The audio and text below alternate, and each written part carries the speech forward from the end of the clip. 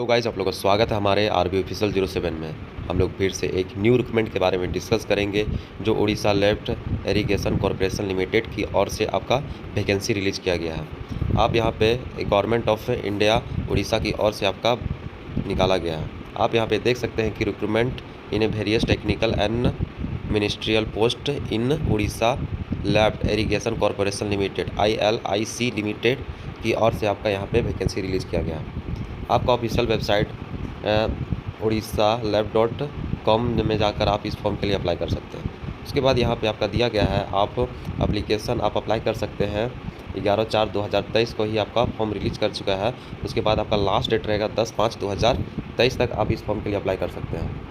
उसके बाद last submission आप देख सकते हैं 10/5/2023 तक आप इस फॉर्म के लिए जल्दी से जल्दी अप्लाई कर सकते हैं। ये वैकेंसी रिलीज़ हो चुका है। उसके बाद यहाँ पे आप देख सकते हैं असिस्टेंट एक्जीक्यूटिव इंजीनियर के लिए आपका यहाँ पे निकाला गया है ग्रुप ए का पोस्ट है। सिविल इलेक्ट्रिकल और मैकेनिकल के लिए आपका यहाँ पे वैकेंसी डिस्ट्रीब्यूट किया गया है।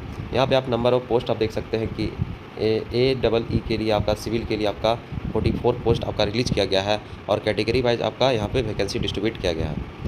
उसके बाद फिर इलेक्ट्रिकल के लिए और मैकेनिकल के लिए यहाँ पे वैकेंसी डिस्ट्रीब्यूट किया गया। इस प्रकार से आप चेकआउट करके आप जो भी कैंडिडेट एलिजिबल हो उसे आप चेकआउट करके आप अप्लाई कर सकते हैं। उसके बाद आपका यहाँ पे जूनियर इंजीनियर इलेक्ट्रिकल सिविल और मैकेनिकल के लिए आपका यहाँ पे वैकेंसी रिलीज़ किया गया है। आप यहाँ पे ग्रुप बी का पोस्ट रहेगा जूनियर इंजीनियर का। आप जेई के लिए आपका 11 पोस्ट रिलीज़ किया गया सिविल के लिए और जेई के लिए इलेक्ट्रिकल के लिए 5 पोस्ट और मैकेनिकल के लिए 8 पोस्ट निकाला गया है। आप यहाँ पे SC ST OBC UR के लिए आपका यहाँ पे वैकेंसी डिस्ट्रीब्यूट किया गया है। जो भी कैटेगरी में आते हैं उस प्रकार से आप चेकआउट करके आप अप्लाई कर सकते हैं। और उसके बाद थर्ड नंबर में आता है मिनिस्ट्रियल कैडर के लिए आपका ग्रुप सी के लिए आपका यहाँ पे वैकेंसी रिलीज़ किया गया है। आपका जूनियर क्लर्क और जूनियर असिस्टेंट के लिए आपका वैकेंसी यहाँ पे निकाला गया है। जूनियर क्लर्क के लिए आपका 12 पोस्ट रहेगा और जूनियर असिस्टेंट के लिए आपका 20 पोस्ट रिलीज़ किया गया है। आप SC SC OBC EWS जो कैटेगरी में आते हैं आप चेकआउट करके आप इस फॉर्म के लिए अप्लाई कर सकते हैं। उसके बाद यहाँ पे आपका दिया गया है एजुकेशन क्वालिफिकेशन आपका क्या होना चाहिए आपका। और यहाँ पे आप देख सकते हैं कि एज लिमिट आपका 21 ईयर होना चाहिए आपका 1/1/2023 तक और आपका एबव मैक्सिमम आपका 38 ईयर होना चाहिए। और उसके बाद एज रिलैक्सेशन आपको मिलेगा यहाँ पे कैटेगरी वाइज आपका यहाँ पे देख सकते हैं कि आपका कैटेगरी वाइज यहाँ पे आपका एज रिलैक्सेशन मिलेगा। ये OBC के लिए आपका 3 साल का और SC SC के लिए आपका 5 साल का और EWS के लिए आपका 10 साल का यहाँ पे आपका एज रिलैक्सेशन मिलेगा। आप जो भी कैटेगरी में आते हैं आप चेकआउट करके आप इस फॉर्म के लिए अप्लाई कर सकते हैं। उसके बाद एजुकेशन क्वालिफिकेशन आपका कैंडिडेट को आपका डिग्री होना चाहिए। डिग्री इन इंजीनियरिंग सिविल या इलेक्ट्रिकल या मैकेनिकल से आप किए हैं डिग्री तो आप इस फॉर्म के लिए अप्लाई कर सकते हैं। यहाँ पे कोई एक्सपीरियंस कोई यहाँ पे इशू नहीं है तो आप इस फॉर्म के लिए बेस्ट से बेस्ट आपका फॉर्म निकाला गया है आप इस फॉर्म के लिए अप्लाई कर सकते हैं। उसके बाद आपका यहाँ पे डिप्लोमा भी किए हुए हैं, diploma in engineering civil electrical और मैकेनिकल से किए हैं तो आप इस फॉर्म के लिए अप्लाई कर सकते हैं। या आप ग्रेजुएट आर्ट साइंस कॉमर्स से किए हुए हैं या 3 ईयर का एक्सपीरियंस रहेगा तो आप इस फॉर्म के लिए अप्लाई कर सकते हैं क्लर्क सब के लिए।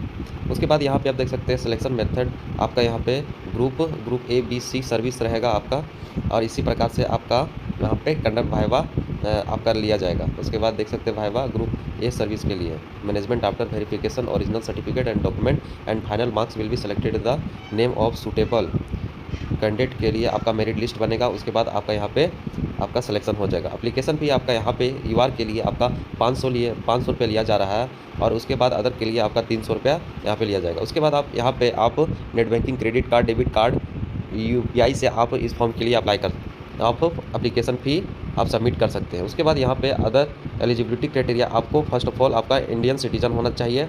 उसके बाद यहाँ पे आप भर सकते हैं फॉर्म या middle school examination with Orissa language से सब्जेक्ट से किए हैं तो आप इस फॉर्म के लिए अप्लाई कर सकते हैं। फिर मेट्रिकुलेशन उड़ीसा मिडिल स्कूल और नॉन लैंग्वेज सब्जेक्ट से या Orissa language subject in final examination से स्कूल से किए हैं तो government of Orissa and central government और टेस्ट इन मिडिल यहाँ देख सकते हैं कि यहाँ पे दिया गया है आपका।